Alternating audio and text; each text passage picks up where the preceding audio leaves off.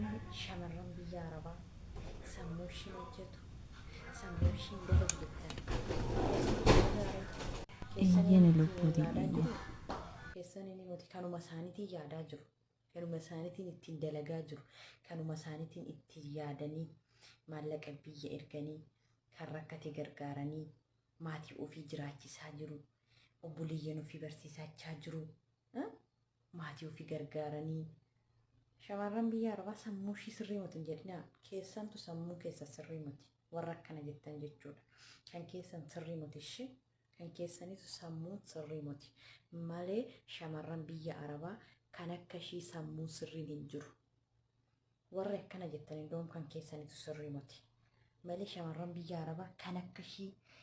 ishii sammuun hojjetu hin jiru dhugaa kan akka ishii sammuun hojjetu hin jiru kan akka ishii yaadu hin jiru kan akka ishii goobaziin hin jiru kan ishii ga'u hin jiru sirmaa lafa kanarra jechuudha shamarran biyya Arabaa kan ga'u tokko hin jiru tokkoon keessan shamarran biyya Arabaa jirtu dhiqaa ishiin geessan dhugaa dhiqaa ishiin geessan malee sinittaan himashee kanaaf shamarran biyya Arabaa sammuu ishii sirrii moti sammuu ishiin dalagu jettan keessantu hin dalagne ishee jasboocha kanaaf jecha kan odoo dhaabdanii isin wayya shamarran biyya Arabaa jechuun akka goobazii jagnaa asitti xinnaan ishii waamee guddaan ishii waamee xinnaan ishii ajajee guddaan ishii ajajee beeloftee oowwattee ifatamtee dhaanamtee waan meeqa taate too maallaqa argatti kanaare sammuu ishii kan hin hojjanne kana obboleeyya ishii odoo barsiistuu maatii ishii osoo gargaartuu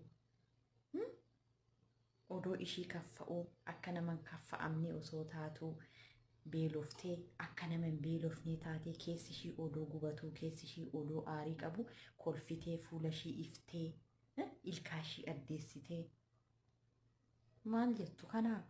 shamarran biyya Arabaa sammuu qabdan kan jettan kan keessanitu sammuu qabdan ishii warra akkana jettan jasboochi sinittan himasheen kanaan booda shamarran biyya Arabaa jirtu namni takka itti dubbadhaati waan laachuuf eegaa namni tokkoon keessan amma ishiin geessan ishii sinittan hima